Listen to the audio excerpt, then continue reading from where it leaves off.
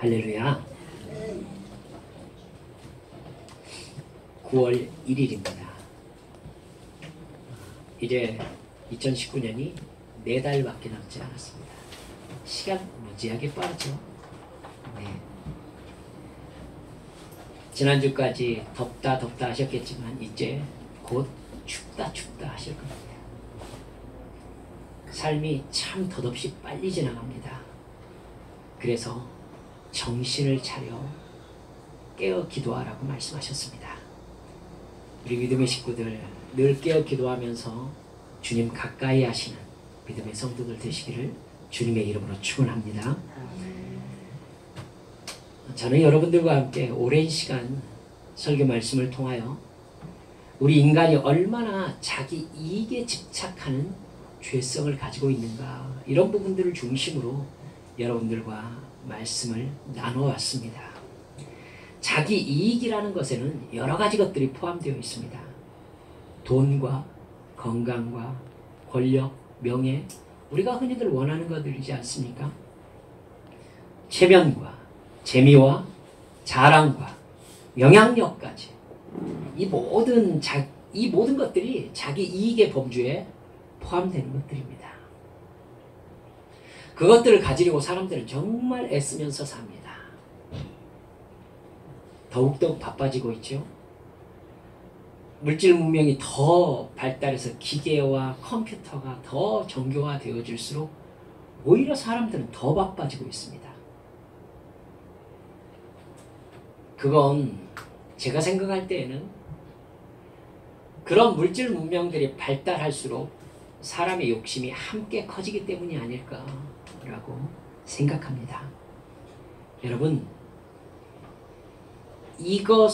이런 이익들을 추구하지 않을 수는 없습니다. 이게 세상에서 사는 방법이니까요.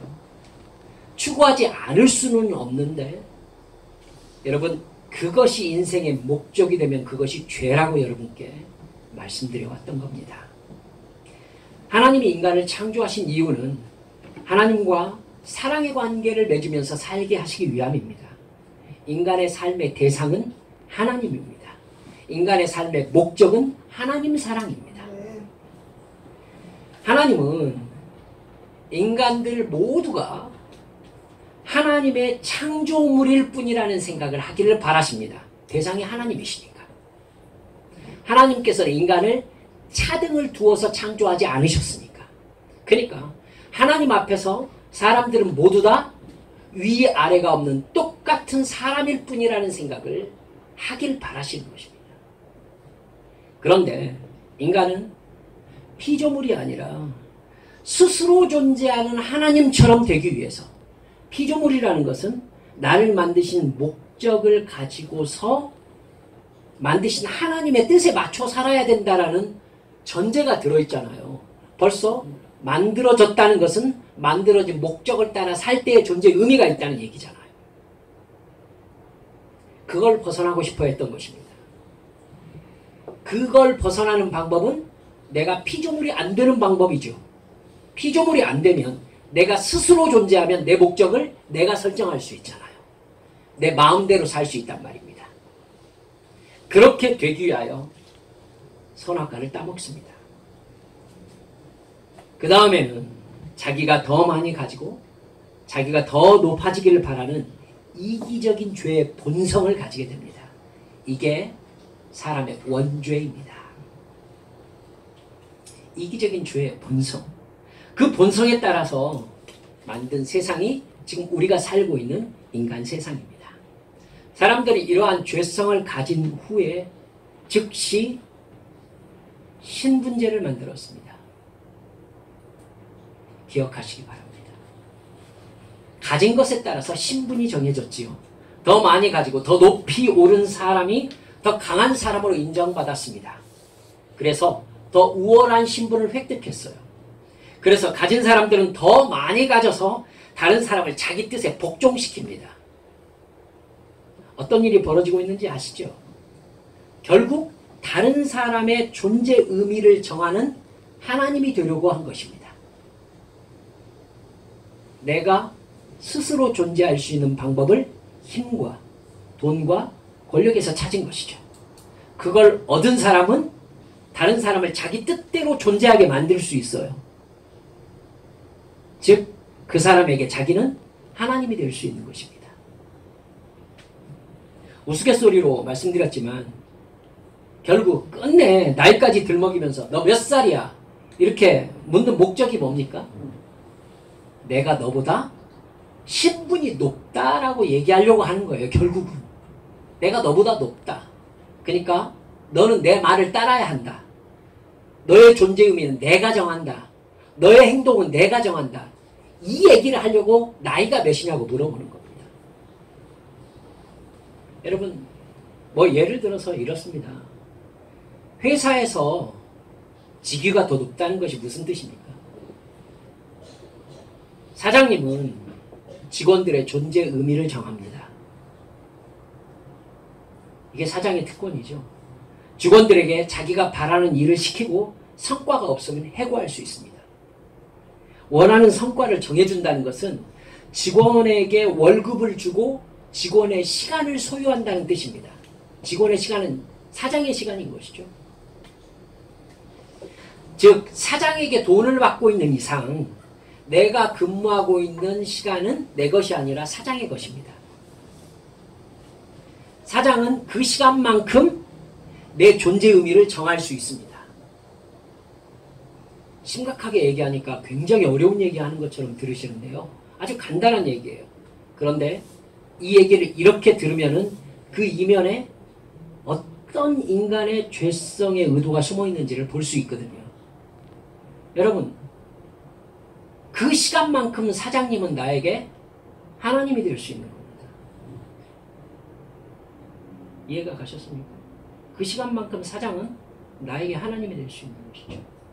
이 세상의 모든 체계가 그렇게 되어 있습니다. 선악과를 따먹어서 하나님이 되려고 했던 인간의 죄성은 아직도 다른 방법을 통해서 내가 하나님이 되려고 하는 욕망을 실현시키고 있는 거예요. 그래서 인간 세상은 본질 자체가 죄인이 죄악의 욕망을 실현시키려고 하는 죄악의 세상인 거죠. 인간은 그걸 사탄에게서 배웠습니다. 하나님보다 높아지려고 했던 사탄의 죄성을 받아들이게 되는 날, 여러분, 사탄의 본성을 인간도 가지게 된 것입니다. 그래서 하나님은 마지막 날 의의 심판을 하실 때에 죄로 오염된 이 창조 세계를 어떻게 하시겠다고요? 완전히 다 불태워버리시겠다라고 말씀하셨습니다. 마지막으로 불의 심판이 남아 있습니다. 하나님이 뭐 어떤 정결하게 하겠다, 뭐 어떻게 변화시키겠다, 개혁하겠다, 이런 얘기도 되게 많을 텐데, 하나님은 이 세상에 대한 선고를 이미 내려놓으셨어요. 뭐 하시겠다고요?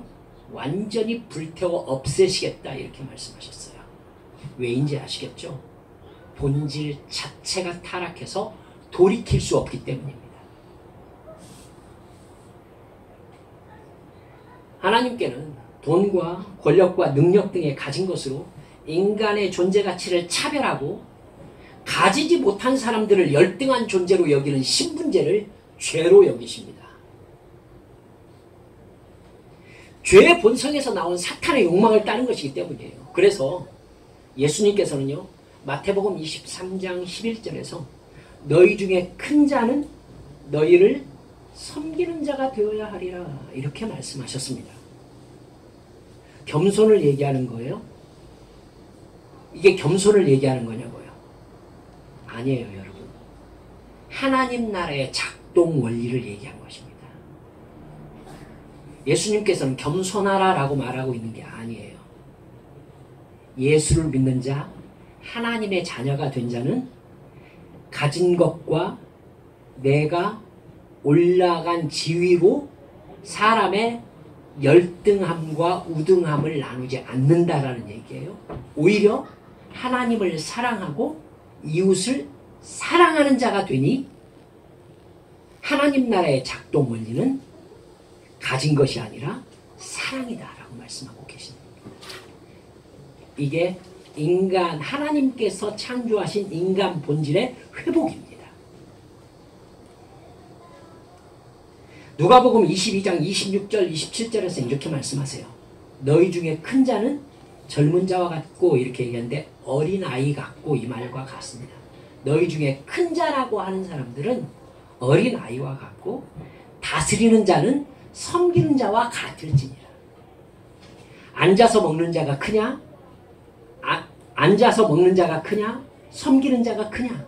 앉아서 먹는 자가 아니냐? 그러나 나는 섬기는 자로 너희 중에 있노라. 이게 하나님 나라의 작동 원리라는 것입니다.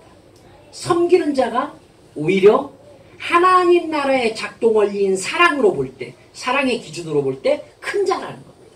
세상과 전혀 다른 차원의 이야기를 하고 계시는 거예요. 아시겠죠? 이 겸손을 단순히 얘기하고 싶은 게 아닙니다. 하나님은. 마태복음 18장 4절에서는 이렇게 말씀하십니다. 그러므로 누구든지 이 어린아이와 같이 자기를 낮추는 사람이 천국에서 큰 자니라. 이게 무슨 덕목을 얘기하는 게 아니라니까요. 천국이라는 세계의 작동 원리를 얘기하는 거예요. 반면에 인간 세상이 얼마나 타락한 소유욕에 의해서 작동되는지를 가르쳐 주시는 말씀인 것이고요. 하나님 나라에서는 모든 인간이 평등한 피조물이고 오히려 섬기는 자, 즉 사랑하는 자가 하나님의 성품을 소유한 자로서 하나님의 사랑을 받는 자라는 것을 가르쳐주고 계시는 것입니다. 그래서 교회 이름도 섬기는 교회, 제가 검색해봤습니다. 무지하게 많습니다. 전국에 섬기는 교회가 몇 개나 되는지 모릅니다. 여러분, 목사님들 서로 섬기는 아름다운 교회가 되자 설교도 수도 없이 합니다. 그러나 놀랍게도 저는 시간이 지날수록 제가 젊을 때 오랫동안 근무해왔던 나름 중대형급 교회들에서 저는 가장 강한 권력과 돈의 신분제를 경험한 것 같습니다. 저는 이것이 정말로 큰 죄라고 생각하면서 여러분께 말씀을 드리는 것입니다. 한국교회를 비판하려고 하는 것이 아니라 자세히 말씀드리지 않아도 아실 것입니다. 출석 교인이 늘어날수록 담임 목사는 하나님이 됩니다. 돈과 권력과 영향력과 재미와 맛있는 음식과 좋은 옷과 인기와 심지어 구속되는 어떤 목사님은 여자와 세상 모든 사람들이 그렇게도 가지고 싶어하는 것들을 소유한 독재자가 되는 것입니다. 제가 아는 어떤 목사님은 출근하실 때 모든 부교역자들이 현관 앞에 서열대로 줄을 서가지고 인사를 합니다. 그리고 어떤 교회 목사님은 당신께서 화가 나시면 부교역자를 일으켜 세우고 요즘은 군대에서도 안 하는 조인트라는 무릎 밑에 정강이 뼈를 걷어차십니다. 구둣발로.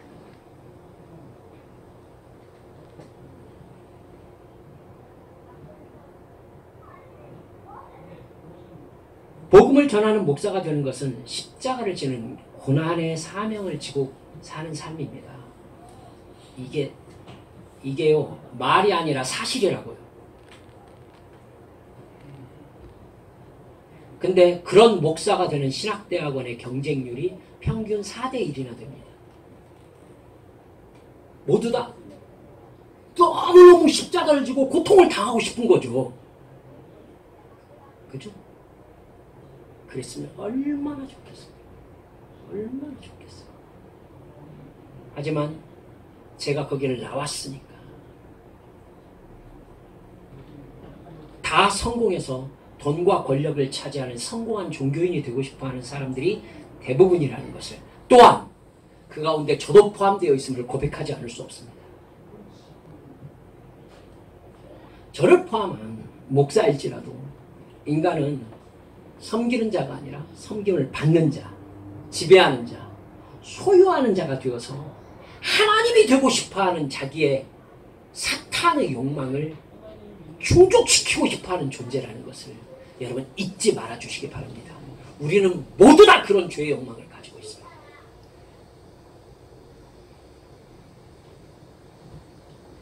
그 죄성을 부인하고 자기 십자가를 지고 진정으로 섬기는 자가 될 수 있느냐?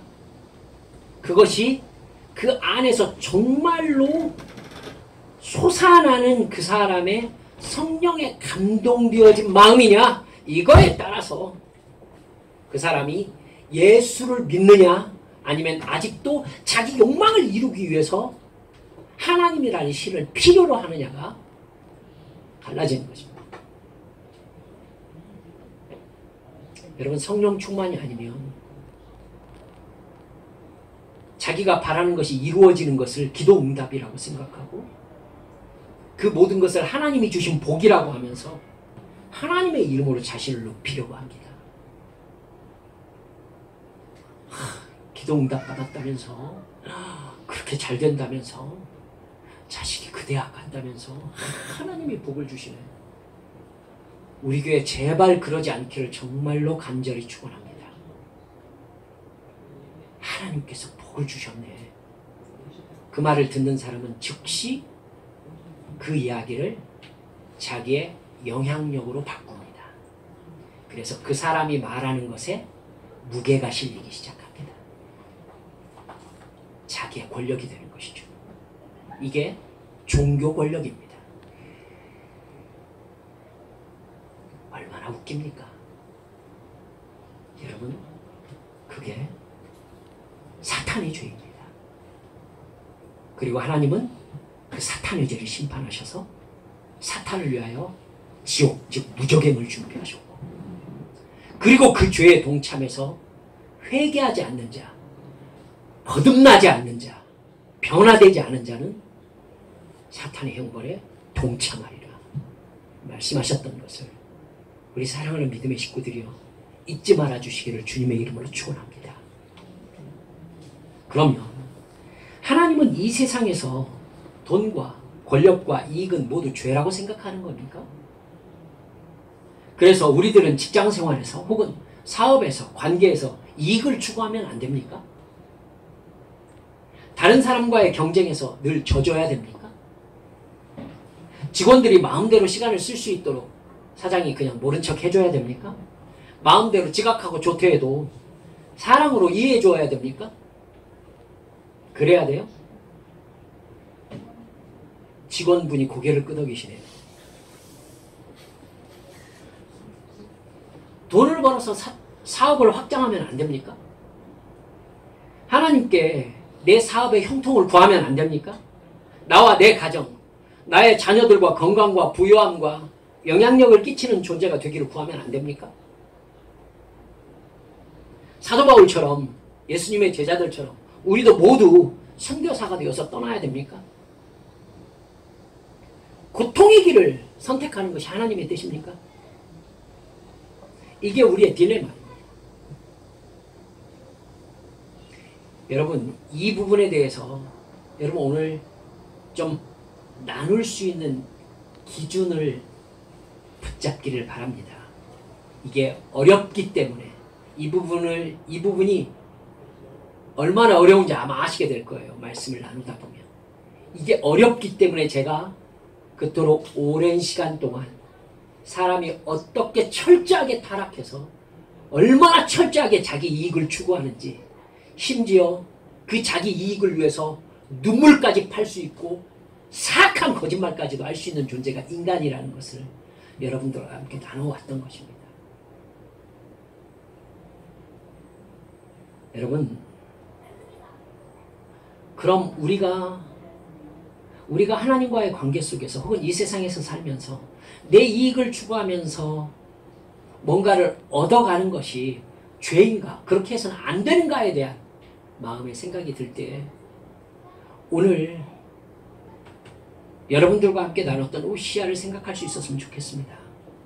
이 세상은요, 이미 인간의 죄성으로 죄악의 체계가 완성되어 있습니다. 이걸 아셔야 돼요. 이미 이 세상은 인간의 죄성으로 말미암아 죄악의 체계화가 완성되어 있습니다. 그래서 마귀는요, 누가복음 4장 5절에서 7절 말씀에서 예수님에게 이렇게 말합니다. 잘 들어보세요. 마귀가 또 예수를 이끌고 올라가서 순식간에 천하만국을 보이며 이르되 이 모든 권위와 그 영광을 내가 네게 주리라. 이것은 내게 넘겨준 것이므로 내가 원하는 자에게 주노라. 사탄이 하는 얘기예요. 그러므로 네가 만일 내게 절하면은 다 네 것이 되리라. 여러분, 이 말이 틀렸다면 예수님께서 틀림없이 이거에 대해서 웃기지 마라, 이 모든 세상은 하나님의 것이다 라고 수정하셨겠죠.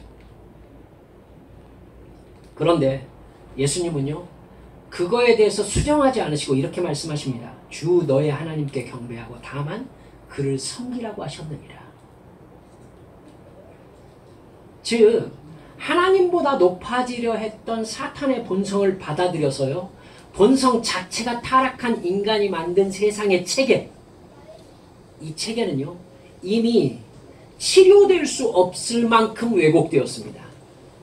죄로 물들었어요. 죄악에 물든 인간은요 이제 하나님을 인식할 수 없고 선을 인식할 수 없습니다. 오직 자기 이익만 인식할 뿐입니다. 여러분, 그래서 하나님은요 그 체제 안에서 하나님의 존재를 드러내시고 하나님의 뜻을 펼쳐가시려고 마음먹으신 겁니다.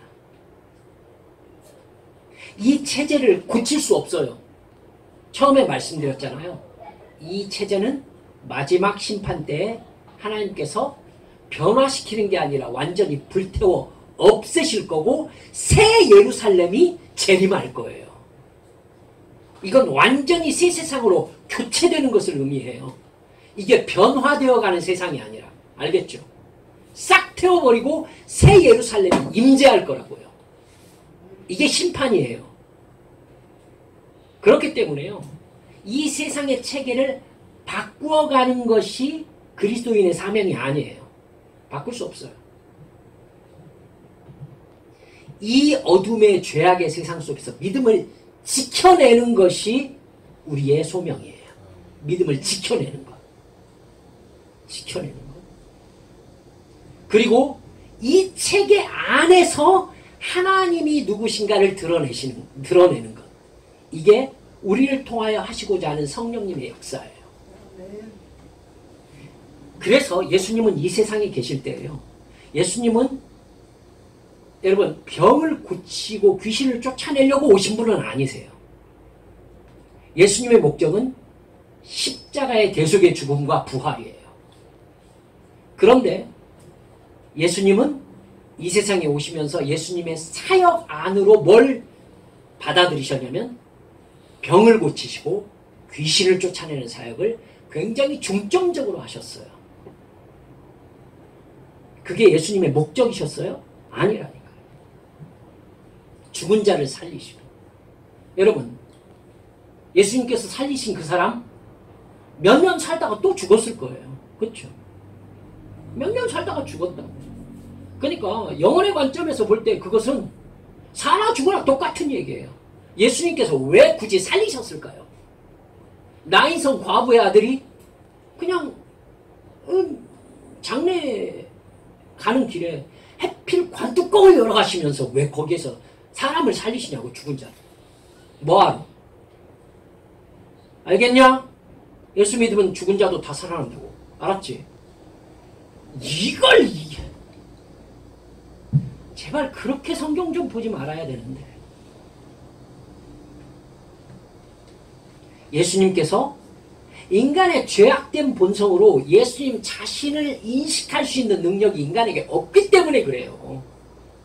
병을 고치시고 귀신을 쫓아내시고 죽은 자를 살리시는 모습을 보고 사람들이 예수님을 바라보고 뭐라고 얘기해요? 이 사람이 누구기에 바다도 멈추는가? 바다의 파도도 잠잠케 하는가? 죽은 자도 살리는가? 이 사람이 누구기에 병자도 살리는가? 이 사람이 누구기에? 여러분, 이 얘기를 이끌어내시려고 예수님께서 보여주신 증거죠. 무슨 의도인지 아시겠죠? 이 사람이 누구기에? 라고 해야 내가 너희들의 영원한 생명을 위해서 하늘에서 온 하나님의 아들이요, 즉 신이요, 너희들의 구세주다 라고 말씀하실 수 있기 때문입니다. 여러분, 하나님의 나라를 세우시려고 다윗과 솔로몬 시대의 이스라엘은 엄청난 영토를 가진 제국이 되었습니다. 유프라테스에서 나일강까지의 유역, 그 비옥한 초승달 모양의 그 고대 문명의 발상지를 다윗 제국은 다 차지했었습니다. 솔로몬 때에 이르기까지. 솔로몬은 부귀와 영광이 전무후무한 왕이 될 것이라고 하나님께서 말씀하셨고 그대로 되었습니다. 하나님을 섬긴 성경의 수많은 인물들이 하나님께 복을 받아서 엄청난 부를 가진 사람들이 되었습니다. 아브라함과 이삭과 야곱이 모두 하나님께 부귀의 복을 받았던 사람들입니다. 요셉은 이집트의 총리 대신이 되었습니다. 요셉이 총리 대신이 되었을 때 이집트는 고대 근동에서 가장 강력한 제국이었습니다. 즉 고대 세계에서 요셉의 지위는 세계 최고의 지위를 가진 사람이었던 겁니다. 하나님을 섬긴 유다의 수많은 왕들은 하나님께 복을 받아서 부귀와 영광과 권력이 대단히 강해졌습니다. 오늘 우리가 읽은 본문에 나오는 우시야 이 사람 대표적으로 언급할 수 있는데요. 여러분, 우시야가 열왕기에서는 아사랴로 나옵니다. 그거 헷갈려가지고 저한테 물어보는 사람이 있더라고요. 아사랴 왕으로 나오는데 이 우시야 왕도 하나님께 그런 복을 받은 사람입니다. 오늘 본문 26장 4, 5절을 보면은요, 우시야가 그의 아버지 아마샤의 모든 행위대로 여호와 보시기에 정직하게 행하며 하나님의 묵시를 밝게 하는 스가랴가 사는 날에 하나님을 찾았고 그가 여호와를 찾을 동안에는 하나님이 형통하게 하셨다 이렇게 말씀하십니다.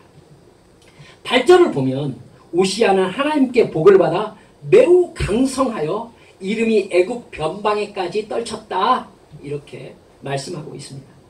하나님은 이렇게 하나님께서 복을 주시는 증거로 부귀와 영광을 주어 오셨습니다.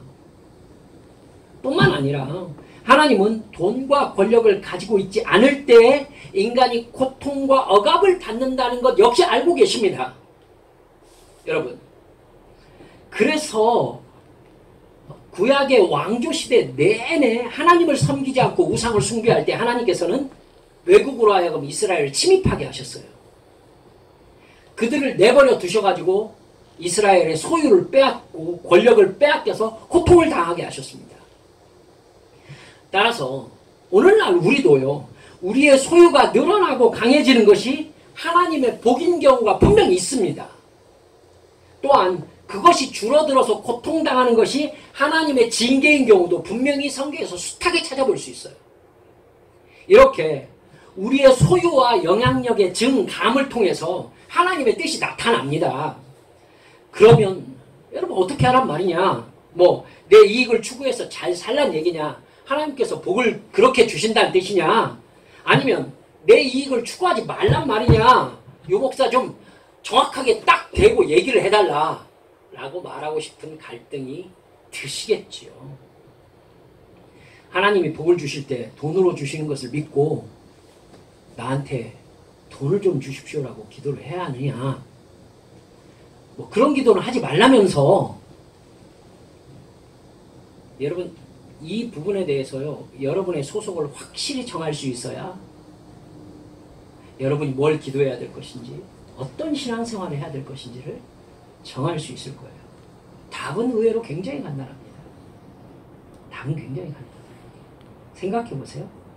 지금까지 나열한 부와 영광과 권력을 하나님께 받았던 사람들 중에요, 그것을 달라고 하나님께 기도한 사람은 한 사람도 없었다는 것을 기억하시면 됩니다. 다시 말씀드릴게요. 이게 답이기 때문에. 지금까지 여러분께 말씀드렸던 부귀와 영광과 권력을 하나님께 받았던 사람들 중에 그것을 달라고 하나님께 기도했던 사람은 한 사람도 없었습니다. 그걸 얻기 위한 목적으로 무언가를 한 사람도 없었습니다. 솔로몬이 하나님께 부귀와 영광과 권력을 받게 된 상황을 여러분 잘 알고 계실 것입니다. 역대하 1장을 보면 솔로몬이 기브온 산당에 가서요, 1,000마리의 번제를 드립니다. 그러자 하나님이 솔로몬에게 나타나십니다. 그래서 솔로몬아, 내가 너에게 무엇을 주랴? 너는 구하라. 이렇게 하나님께서 말씀하십니다. 그자 솔로몬은 하나님께서 내 아버지 다윗의 뒤를 이어서 이렇게 많은 하나님의 국민들을 다스릴 왕으로 저를 세우셨습니다. 하나님께서 제게 지혜와 지식을 주시지 않으시면 이 백성을 하나님의 뜻대로 재판하여 인도할 방법이 없습니다. 재판이 무엇입니까? 여러분, 재판이라는 말이 대단히 중요한 말이라는 거 여러분께 말씀드린 적이 있습니다. 재판은 선과 악을 결정하는 행위입니다. 그렇죠? 선과 악을 결정하는 행위가 재판이에요. 그러니까요, 솔로몬이 하나님께 구한 것은 뭐냐면, 내가 하나님께 지혜를 받아서 이 백성에게 하나님의 뜻에 따라 무엇이 선이고 무엇이 악인지를 재판할 수 있는 능력을 내게 허락하여 주옵소서, 이렇게 기도한 것입니다. 그러자 하나님은요, 솔로몬이 너무너무 예쁘시다는 생각을 하십니다. 그건 하나님이 주신 사명이기 때문이지요. 왕으로 세움받은 사람에게 그것처럼 하나님이 또한 원하는 것이 없죠. 하나님의 뜻을 백성에게 가르치는 것. 하나님께서는요, 부와 재물과 영광도 내가 너에게 주마. 너 이전에도 이런 왕이 없었거니와 네 이후에도 이런 왕이 다시 없으리라. 이렇게 말씀하십니다. 여러분 보세요. 부와 재물과 영광은 솔로몬이 간구한 것도 아니었고 그것을 목적으로 번제를 드린 것도 아니었어요. 하지만 하나님이 주신 거예요. 솔로몬은 하나님이 맡겨주신 사명에 집중했을 뿐입니다. 그러자 그 사명을 감당할 수 있는 필요한 것들을 하나님께서 알아서 주신 것입니다. 본문의 우시아도 마찬가지입니다. 그가 왕위에 올랐을 때 그는 하나님이 다스리게 한 하나님의 나라 국민들이 하나님을 섬기면서 하나님의 도우심으로 평안하고 행복하게 살려고 최선을 다합니다. 성을 수리해요. 그리고요, 군대를 육성하고 무기체계를 최신식으로 바꿉니다. 활과 돌을 확 날리는, 여러분 뭐 반지의 제왕 같은 데서 보지 않습니까? 이렇게 큰 바위를 날릴 수 있는 기기. 우시아가 실제로 그 기기를 고안해가지고 전쟁에서 사용해요. 이스라엘을 침범하려는 블레셋과 암몬을 정벌합니다. 잃었던 영토를 많이 되찾았어요. 농사 기술을 또 이스라엘 국민들, 유다 국민들에게 보급합니다. 모두 다요, 이스라엘을 복되게 하라는 하나님의 뜻을 따르는 왕의 행위였습니다. 본문 15절 마지막 절을 보니까 이렇게 나옵니다. 그의 이름이 멀리 퍼짐은 기이한 도우심을 얻어 강성하여짐이었더라, 이렇게 말합니다. 그의 부유함과 권력과 영광은요, 하나님께서 주신 것이었다, 이 말씀입니다. 여러분, 제가 다시 포인트로 짚고 넘어갑시다. 하지만 우시아가 자기가 강성하게 해달라고 하나님께 기도한 적이 있나요? 그게 없어요. 자기가 강성하게 되어지기를, 자기가 유명하게 이름이 알려지기를, 자기의 권력이 높아지기를, 자기가 부유해지기를 하나님께 구한 적은 없단 말입니다. 그런데 하나님께서 그에게 주셨습니다. 왜요? 여러분, 우시아가 하나님께서 맡겨주신 사명에 온전히 집중할 때 그 사명을 가능하게 하시는 목적, 그 수단이 되는 권력과 돈과 여타의 사람들과의 영향력, 이 모든 걸 하나님께서 우시아에게 부어주신 것입니다. 여러분, 그런 사람에게 하나님이 주신 재물과 권력은 목적이 아닙니다. 그들은요, 하나님께 받은 그것을 어떻게 써요? 다시 하나님의 일을 할 도구로 다시 투입합니다. 이게 하나님의 사람들의 특징이에요. 원래부터 그걸 갖기 위해서 하나님과 관계를 맺지 않았기 때문에. 그 사람의 관심은 어디에 있었기 때문에? 하나님이 주신 사명에 있었기 때문에. 근데요, 우시아가 그 사명의 길을 벗어나는 모습이 우리가 읽은 본문 말씀에 나와 있습니다. 16절 보니까 이렇게 나오죠. 그가 강성하여짐에 그의 마음이 교만하여 악을 행하여 그의 하나님 여호와께 범죄하듯 곧 여호와의 성전에 들어가서 향단에 분향하려 한지라. 이렇게 되어 있습니다. 잘하던 우시아가 왜 이랬을까요? 힌트가 5절에 있지요. 하나님의 뜻을 잘 알던 스가랴가 사는 날 동안에 이렇게 얘기하잖아요. 그러면 우시아가 교만해서 향단에다 자기가 분향하려 하는 교만을 저지른 그 시기에 스가랴가 죽었을 것이다 라고 우리가 짐작할 수 있겠네요. 여러분, 우시아는요, 스가랴가 없어져서 하나님의 뜻을 분별할 수 있는 능력을 상실하자 사명에 집중하던 믿음을 잃어버립니다. 성전에 들어가서 향단에 분향하는 것은요, 오직 아론의 후손 제사장들에게만 허락된 일이었어요. 그걸 자기가 하겠다는 것이 무슨 뜻입니까? 자기 권력을 강화하려고 마음먹은 것이죠. 정치와 군대가 우시아 것이었습니다. 이제 뭘 장악하겠다는 거죠? 종교까지 자기가 장악하겠다는 것입니다. 권력욕을 품은 것이죠. 곧바로 여러분 연관해서 생각하시기 바랍니다. 이스라엘에서 자기가 하나님이 되고자 한 것입니다. 우시아 자기가 하나님이 되고 싶었던 거죠. 이전에 하나님께서 주신 사명에 집중할 때에는요, 우시아 신경도 쓰지 않았던 권력이에요. 하나님이 알아서 주셨고요. 그가 하나님이 주신 사명에 집중한 결과 그는 엄청난 권력을 가지게 되었어요. 그리고 그것은 다시 사명의 도구가 되어서 하나님의 뜻을 나타내게 되는 선한 하나님의 복의 순환이 이루어졌었죠. 근데 우시아가 이제 하나님이 복으로 주셔서 사명 감당의 도구가 되었던 그 권력을 자기가 소유하려고, 그걸 추구하려고 마음먹은 겁니다. 하나님의 일을 하는 도구가 아니라 우시아의 목적이 된 거예요, 그게. 이 차이를 아시겠죠, 여러분? 우리에게도 똑같이 적용되는 이야기이기 때문입니다. 이걸 우시아는 소유하려고 마음먹습니다. 소유하려고. 하나님의 복을 소유하려고 합니다. 그리고 그것으로 자기가 하나님이 되려고 합니다. 권력 자체가 우시아의 목적이 된 것이죠. 그 욕망은 하나님에 의해서 존재하는 피조물로서가 아니라 하나님처럼 스스로 존재하려고 했던 사탄과 아담의 욕망인 것이죠. 그것이 죄성의 근본입니다. 그 욕망에 빠지지 않아야 그가 가진 돈과 권력이 하나님의 사명을 감당하는 도구가 될 수 있습니다.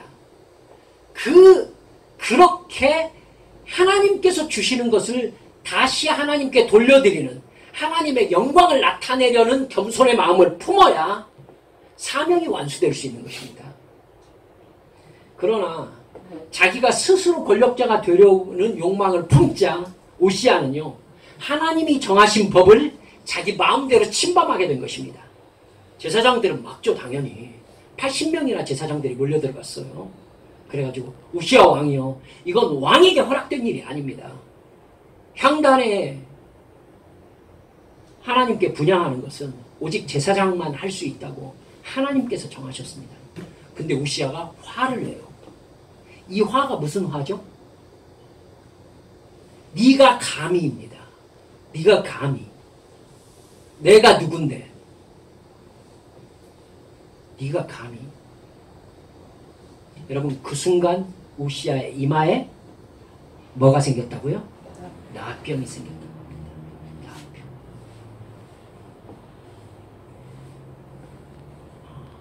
여러분, 큰일이 난 거예요. 우시아 이거 상상했을까요? 상상도 못했을 거예요. 여러분, 우시아가 거기에 들어갔을 때 생각해 보세요. 제사장들이 이렇게 반응할 것이라고 예상했을까요? 못했을까요? 예상할 수 있었을 것입니다.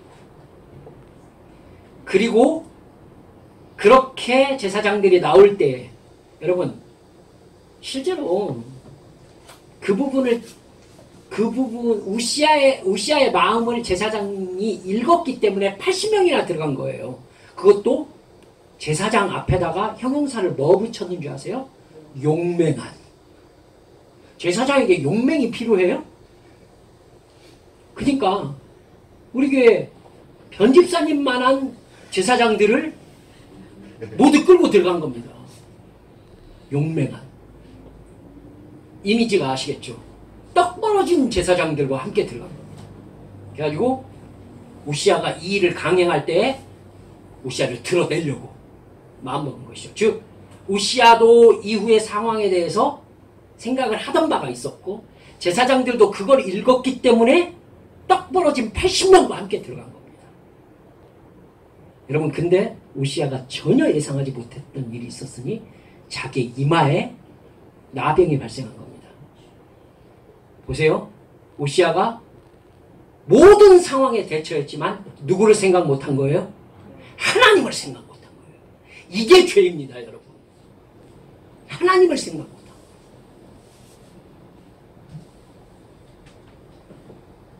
우시아도 놀랬죠. 제사장이 보고 깜짝 놀랍니다. 서로 보고 놀래요.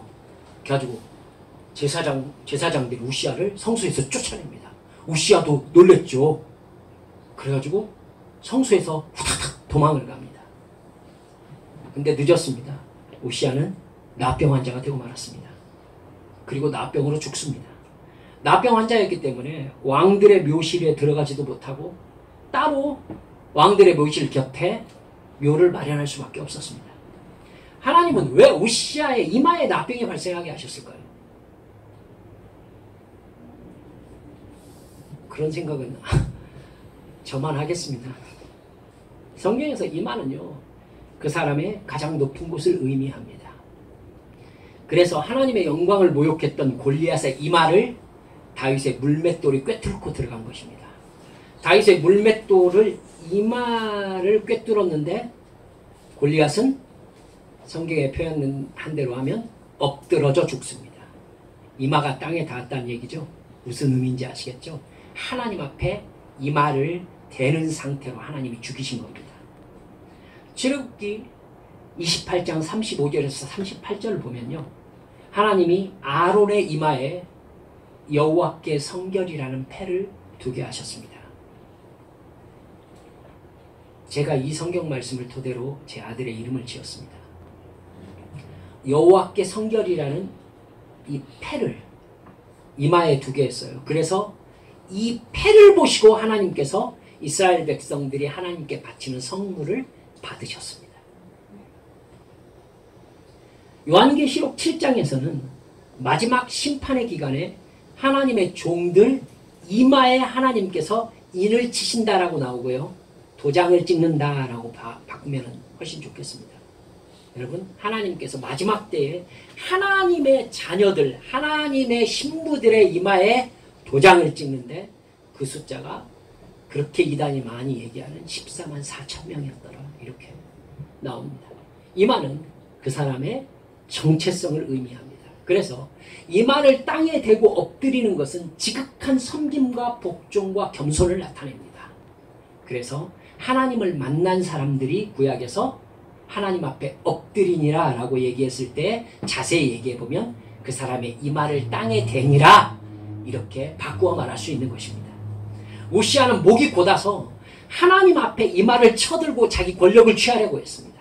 그러자 하나님은 그의 권력의 상징인 왕관 보석이 박히는 자리 이마에 나병이 생기게 하신 것입니다. 인간이 추구하는 것, 이 욕망이 얼마나 헛되고 비참한 것인지를 깨닫게 하신 것입니다. 하늘까지 높아지려다가 왕궁 별궁의 유배는 비참한 지경에 이르게 되었던 것입니다. 그 상징이 바로 이마에 발생한 나병입니다. 하나님을 사랑하고 하나님께 예배하고 복음 증거와 섬김의 사명을 감당하려고 할 때에 여러분, 하나님은요 그 사명을 감당할 도구를 주십니다. 믿으십니까? 예, 주십니다. 돈 주셔요. 관계도 주시고요. 필요한 영향력을 주십니다. 그것이 있어야 일할 수 있으니까요. 그게 이 타락한 세상 속에서 하나님께서 하나님 자신을 드러내시는 방법입니다. 물론 그 복도 누리게 하십니다. 아브라함에게 여러분 수의 복을 누리게 하셨고요. 그리고 너는 평안히 수를 누리다가 조상에게로 돌아가게 될 것이다 라고 분명히 말씀하셨어요. 하지만 여러분 그 하나님의 복을 받은 우리는 그 복을 가지고 내가 높아지려는 그것 자체를 목적으로 삼는 실수를 저지르면 안 되는 거죠. 하나님이 주시는 그것은 어떻게 되어야 됩니까? 하나님의 영광을 드러내는 데 사용되어야 되는 거죠. 이게 우리의 목적이잖아요. 그러니까 우리에게 돈을 주시면 그것이 사명에 다시 재투자되는 것입니다. 어차피 이 세상에서 내가 뭔가를 받아 누리려고 사는 목적이 아니에요. 하나님을 사랑하고 하나님과 사랑의 관계 속에서 사는 것이 이 세상의 목적이잖아요. 하나님께서 내게 주신 소명이 바로 하나님과의 사랑의 관계 속에서 사는 것이잖아요. 따라서 그것을 가능하게 하기 위한 도구로서 나에게 주신 것은 하나님의 사명에 다시 들어가는 게 당연한 겁니다, 여러분. 여러분, 하나님이 교회와 이웃을 섬기라고 돈을 주시면 더욱더 교회와 이웃을 섬기는데 사용하시기 바랍니다. 영향력을 주실수록 그것으로 더욱더 정의로운 사회, 이 사회의 약자들을 돌보는 사명을 감당하시기를 바랍니다. 하나님이 주실수록, 하나님이 높여주실수록 하나님의 존재와 사랑과 능력이 드러나는 사람이 되어야 됩니다. 그러면 하나님이 더욱더 주실 수밖에. 그렇게 살 때에 때로 아무것도 없는 상황이 되어도 원망과 불평의 죄 속에 들어가지 않는 겁니다. 하나님이 모든 순간 나를 사랑하시는 것을 내가 믿기 때문에 내 앞에 벌어지는 모든 상황은 하나님의 사랑의 뜻 안에 이루어지는 걸 우리는 믿고 있잖아요. 그렇기 때문에 내가 어려운 상황, 사망의 음침한 골짜기로 다닐지라도 주님께서 나를 인도하신 길 안에 있는 과정임을 우리는 인정하게 되는 것입니다. 그때에도 기뻐할 수 있습니까? 있습니다. 지금 이 상황도 하나님께서 나를 인도하시는 과정이니까. 성령님이 있어도 주님께 영광, 없어도 주님께 영광이라고 우리에게 가르쳐 주시지 않습니까? 있어도 감사, 없어도 감사라고 우리에게 가르쳐 주시잖아요. 내가 할 수 있는 최선을 다해서 주님을 사랑하고 주님이 주신 사명을 감당하면 그뿐입니다. 더구나 여러분 깨달으셔야 됩니다. 우리가 언제나 잊지 않아야 되는 것은 내가 가졌을 때보다 가지지 못했을 때보다 가졌을 때 훨씬 더 죄에 빠질 확률이 높다는 것. 성경이 일관되게 우리에게 가르쳐주고 있습니다. 우시야 신실한 사람이었습니다. 결국 강성해지자 교만하여졌고 권력을 더욱더 소유해서 자기를 높이려고 했습니다. 대상이 하나님에게서 누구로 바뀌었어요? 자기로 바뀌었어요. 여러분, 아담이 하나님을 섬길 때는 아무 문제가 없었어요. 그런데 자기를 높이려고 하자 선악과를 따먹게 되었어요. 이 차이가 이런 차이예요. 영원한 생명과 영원한 죽음의 차이예요. 하나님을 섬기느냐, 자기를 섬기느냐, 하나님을 높이느냐, 자기를 높이느냐. 지혜의 왕이었던 솔로몬도요, 같은 욕망에 빠졌습니다. 그러니 내 안에 있는 사탄의 욕망을 부인하고 하나님의 사명만 감당하는 것이 얼마나 어려운 일인지 여러분 인정하셔야 합니다. 우리의 본성이 누구 닮았기 때문에 말 안 하실 거예요? 우리의 본성은 사탄을 닮았습니다. 사탄을 닮았어요. 우리. 그래서 성경에서 사도 바울이 계속해서 뭐라고 합니까? 옛사람의 본성에 사로잡힌 너의 옛사람은 죽었다라고 얘기합니다. 자꾸 변화되었다 정도가 아니에요. 죽었다. 죽여라.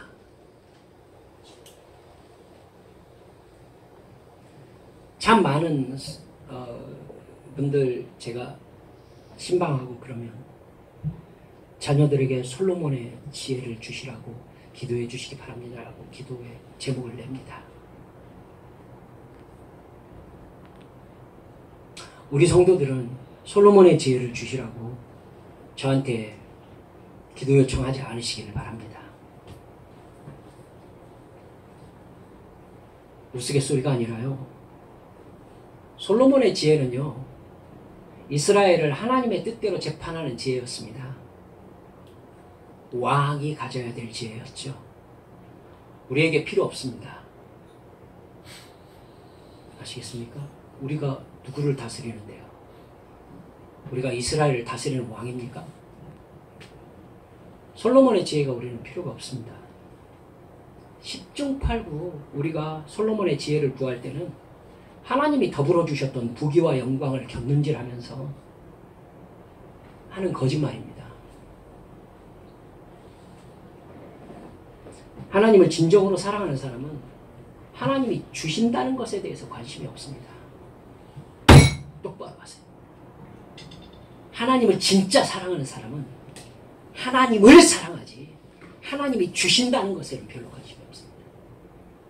그저 하나님을 사랑하고 하나님이 주신 사명에만 집중할 뿐입니다. 말씀을 마칩니다. 우리는 하나님이 주신 것은 도구로 누리기보다 사명의 도구로 받아야 합니다. 그때 내가 받아도 끝까지 하나님의 영광을 위한 존재로 존재할 수 있는 겁니다. 우리 삶을 통해서 하나님을 사랑하는 증거를 남기고 그 나라에 갔을 때에 주님 정말 감사합니다. 성령님 인도하심 덕분에 제 인생이 의미를 가지게 되었습니다. 이렇게 하나님께 감사할 수 있어야 되지 않겠습니까? 이게 진정으로 복된 인생임을 잊지 마시고 여러분 열심히 일하셔서 돈 버시되 그것이 목적이 되는 사탄의 죄악을 경계하시고 하나님 이것으로 제가 무엇을 해야 할까요? 이렇게 하나님 앞에 깊이 기도하면서 당당하게 그 사명 가운데 있을 때 주여 이렇게 나를 인도하여 주옵소서라고 당당하게 돈 달라고 얘기하고도 전혀 하나님 앞에 거리낄 것이 없는 여러분 그런 멋진 믿음의 성도들이 모두 되어주시기를 주 예수님의 이름으로 축원합니다. 이 시간 우리 하나님 앞에 함께 기도합시다.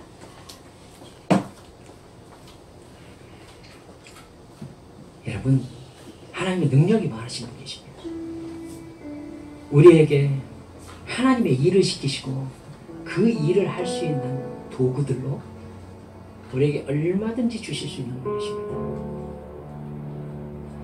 사도 바울이 궁핍함과 풍부함에 처할 줄도 알고 감옥 속에 있었고 여타 일을 겪으면서도 그는 자기의 인생을 비참하다고 생각한 적 한 번도 없었습니다.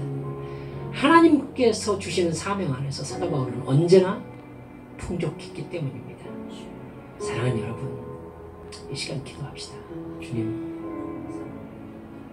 제가 이 세상의 물질에 대해서, 이 세상의 이익에 대해서, 돈에 대해서, 권력에 대해서 하나님께서 주신 바른 생각할 수 있게 주옵소서.